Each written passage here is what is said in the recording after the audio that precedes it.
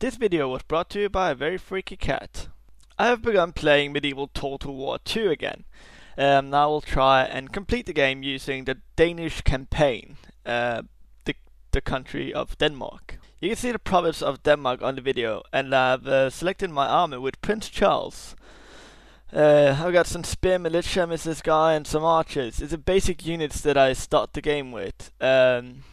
And he's a royal guy. He's the heir of the throne, so his name is Charles. And up in Aarhus, the city I actually live in real life, the king is there, King Knut. The year is 1080 AD, the medieval ages. And my goal is to take 45 regions, including Jerusalem. And right now I'm concentrating on taking Stockholm region and the Oslo region.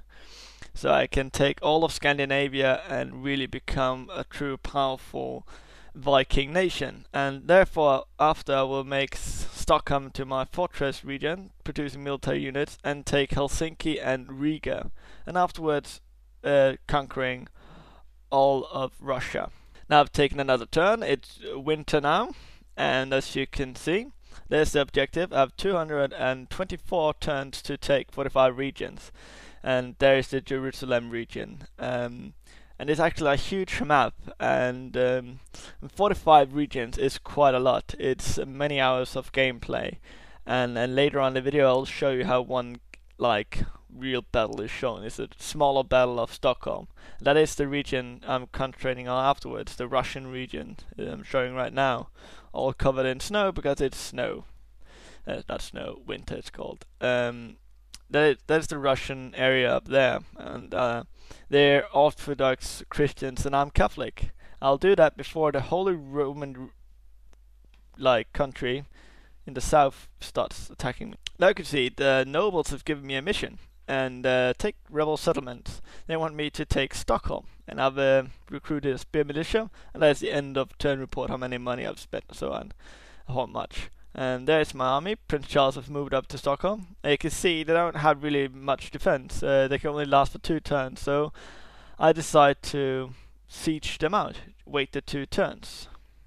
By doing this, I force them to attack me, or else they will starve to death. You can see I outnumber them 3-1. Well, I'm skilled 3-1 for them.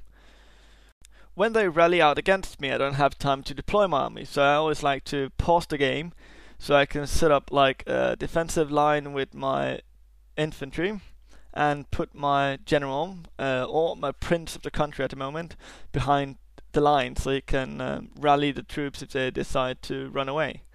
So I need to reform my entire army before he charges out and attack me, but they're usually quite slow for this. And as you can see, there are Viking rebels. He's using Viking raiders who are very efficient against armor, but I don't have any armored troops with me. And he also using crossbowmen, also effective against armor, but I still don't have any armor, so he can't do anything. The guy in the shiny armor on his pod is his captain, working as the general, the commanding unit. Right now he's just forcing out, and you can see my archers is taking aim by the small arching symbol. 2 of my archer units is set to use fire. It decreases the accuracy. As you can see, they're raining down on them. It decreases the accuracy when using fire because it's much heavier arrows, but it also lowers their morale while they're getting hit, and also it does more damage. But it decreases if it rains. So you can see he's now fighting upwards hill against my shower of fire and arrows. He doesn't have armor on his guys, so the arrows just go through them as butter. And now he's charging my spearman who's ready for the charge. And now I can see how his charge has been. I can see that I have an area that's not affected, so I just reform them so they can flank him. So when I flank them, I get a bonus which demoralize them and really packs a punch.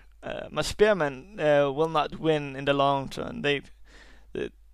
Because the Viking raiders are so fierce, so they just plow through my spearmen. But it will take some time, so I have plenty enough time to flank him and attack him from the side. So I'll demoralize him before he can kill me. As you can see now, he realizes, oh my god, I'm trapped, and now I rush in with my spearman, and now he retreats. As you can see, the flag is flashing white, which means he's retreating, and now I'm going to reform my units again if he decides to turn around and recharge me. So, well, now my general unit is charging out with the lances and slaughtering him down.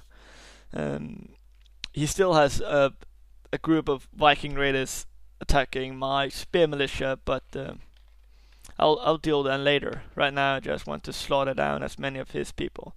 And yes, I can be affected by friendly fire, but since my horses are so heavily armored, I don't really care about the enemy fire. The chance of my general getting hit by a stray arrow killing him is very low, because the prince has huge amount of hit points since he is a royal figure and is really good, heavily armored. And now you can see they're applying through the the crossbowmen. And there's like various units who are strong against, it's like rock, paper and scissors.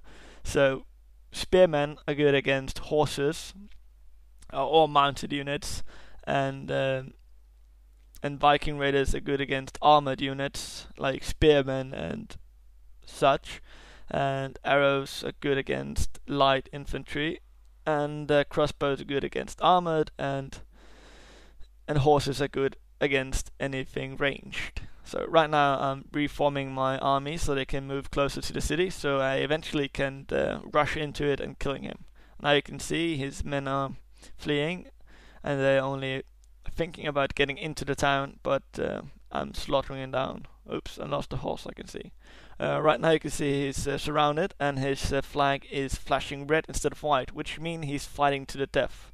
And this is one feature that the Danish army has a very high advantage of, because they also got the Viking raiders, and later on the Viking housecarls, and they're really fierce men with huge axes who doesn't, they rather die fighting. They doesn't give up so easily. So if they get surrounded and all odds against them, they just doesn't quit. They fight to the death, and taking a huge number of enemies with them. These rebels are not very, they don't have very high morals, since they don't have a very good general with them. They only have a captain. You can see him with the sword. He's trying to fight against my spearmen. And right now I'm just lining up. You can see my archers is also getting into place, and I'm realigning my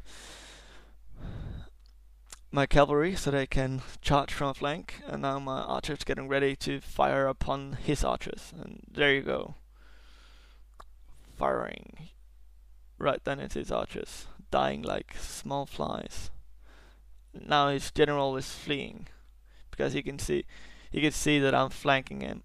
Some of the major things that demoralize them is they could see they're outflanked, outnumbered, or they have sustained heavy losses. On there, I can continue the battle and just slaughter him, or end the battle. I end the battle as it would last, and I would lose a lot of men. And you can see there's details. I've lost a few men, and I've basically slaughtered him.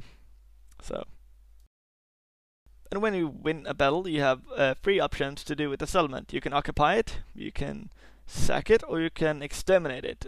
Sacking gives more money, but I'll occupy it once I have given more units to work with.